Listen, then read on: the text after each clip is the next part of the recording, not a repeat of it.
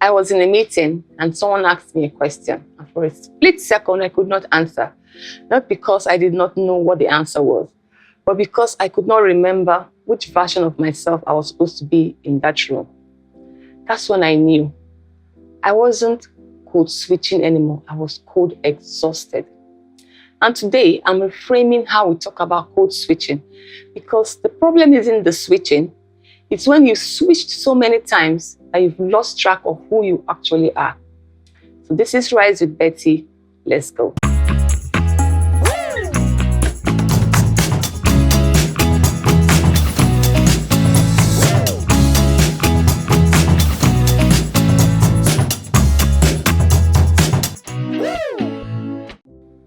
Let's be clear about what code switching is.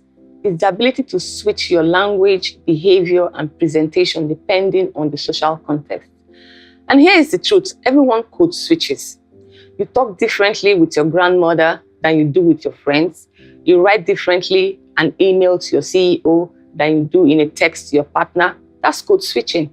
And it's not inherently bad. The problem isn't the switching itself. The problem is when you're switching constantly. You're switching unconsciously, and you're switching out of fear instead of strategy, and you're exhausted from it. That's when code switching becomes code exhaustion. And that's the term I want to introduce today. Because once you can name it, you can address it. And once you address it, you can move from exhaustion to integration. Let me show you how. Before we go further, I need you to think about this. How many versions of yourself did you show today? The work you, the meeting you, the email you, the home you, the social media you. How many? And more importantly, which one is actually you? Hold that question. We're coming back to it. So let me break down the difference between strategic code switching and code exhaustion. Because one is a skill and the other is survival.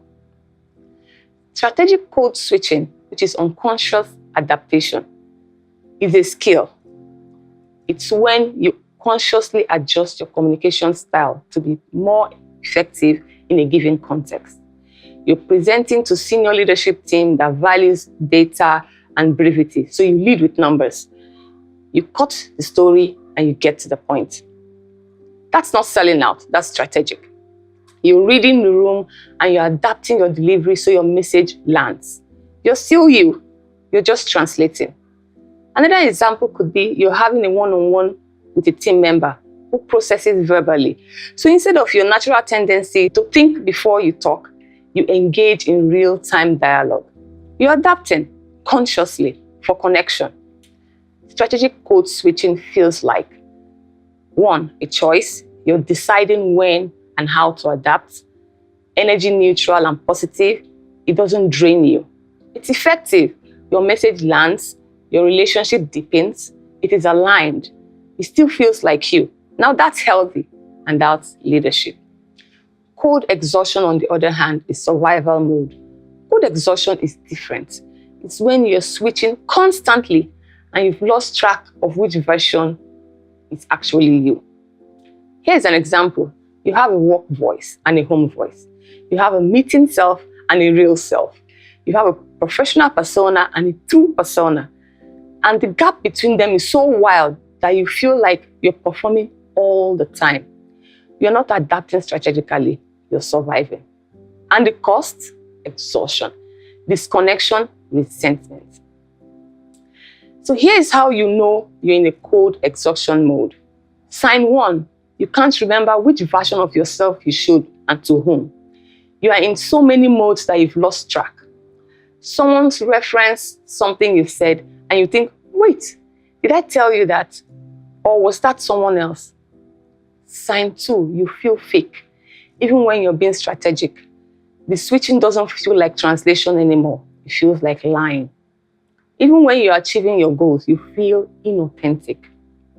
Sign 3, you're drained after interaction, even successful one. You get the outward outcome that you wanted.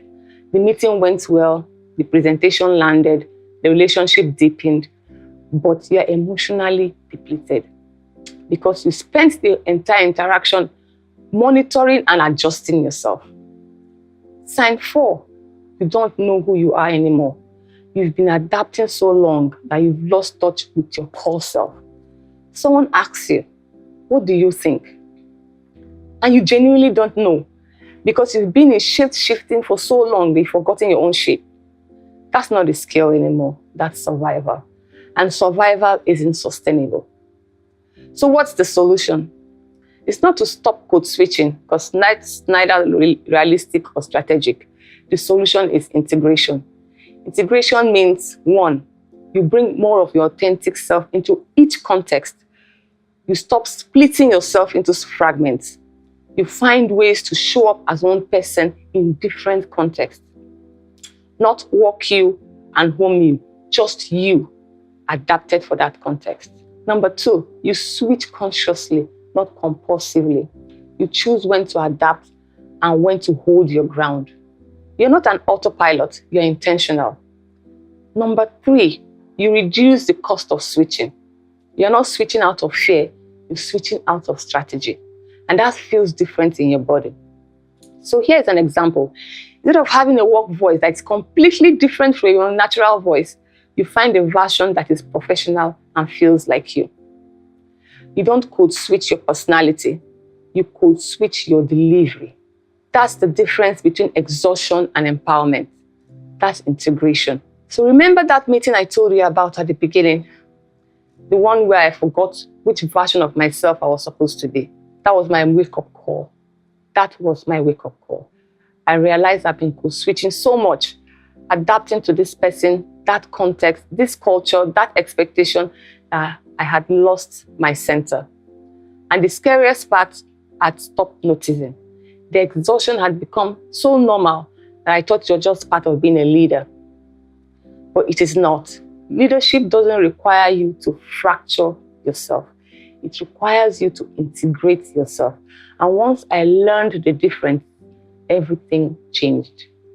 So here's what I want you to sit with. Are you code switching strategically or are you code exhausted? And if it's the latter, what would integration look like for you? What parts of yourself could you bring into the space where you've been hiding from? Because you don't have to choose between effectiveness and authenticity. You can have both. Here's your practice this week, and it's specific. Step 1, identify one space where you could switch heavily. Step 2, ask yourself 3 questions. Question number 1, why am I switching? Is it strategy or is it fear? Question 2, which one part of my authentic self should I bring into this space? Is it my humor? Is it my storytelling style or my values? Question 3, what is the risk? And is it real? Sometimes the risk is real, sometimes it is imagined. Start small, test it, see what happens, then come back and comment. I integrated. Tell us what happened, how it felt, and what you learned. Because integration isn't all or nothing. It's one brave choice at a time. Code switching isn't the enemy. Code exhaustion is. So let's stop shaming ourselves for adapting and let's asking, am I adapting strategically or am I surviving? Because you deserve to show up as one integrated, powerful version of yourself, not 100 fragmented ones. If this resonated with you, share it with someone who is code exhausted. Please subscribe as well. I am Betty, and this is Rise with Betty. See you on the next one. Bye.